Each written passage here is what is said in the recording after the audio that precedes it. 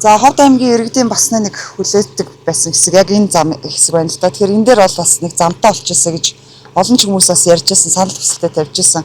Тэгвэл өнөөдөр паркаас одоо хан жаргалант руу явдаг хэсэг маань замтай болох нэ. Тэгээд энэ замын ажил маань одоо ингээд юугаа хийцэн багш байна. Тэгшилсэн багш байна. Тэгээ хизэнээс эхэлсэн бэ? Хизээ дуусах вэ? За бидний ирээд байгаа газар бол хан жаргалант махны үйлдвэрөөс хүүхдийн парк хүртэл одоо 1.4 км урттай 3.8 тэрбум төгрөгийн улсын төсвийн хөрөнгө оруулалттай авцсан байгаамаа. Тэгээд энэ замын онцлог бол нэгдүгээр сайжруулсан бетон хийцтэй, хоёрдугаарт одоо ус зайлуулах хоолойтой ингэж хийгдэж байгаа. Мөн одоо бас нэг асуудал юу байдг вэ гэхээр одоо ачаатай одоо том аврын тээврийн хэрэгслүүд бас уулзрууд дээр одоо уулзур нэвтрэхтэй одоо бас замын хашлага эвдс ут ийм асуудлуудыг тийм учраас одоо энэний сэргийлэх үүднээс уулзруудыг бас илүү өргөн болгож өгснээр бас юм илүү ач холбогдолтой юм зам байгаамаа. Тэгээд одоо бидний хийж занстаар одоо талын хашааны багууд буюу одоо тахилт одоо буугт алагдлагын хайрхан багуудын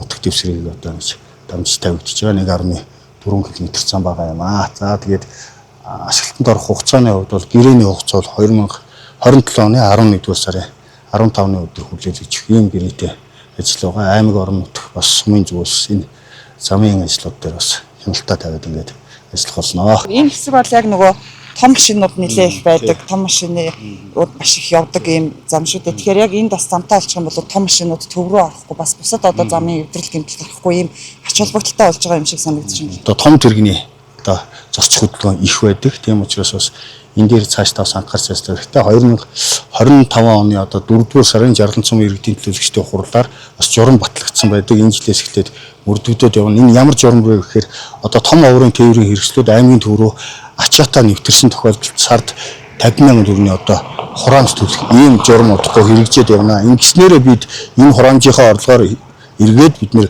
эвдэрсэн одоо зам талбайгаа нөх бордюр одоо сэргээх гэх мэт энэ зардлуудаа санхүүжүүлээд явах юм боломжтой болж байгаамаа.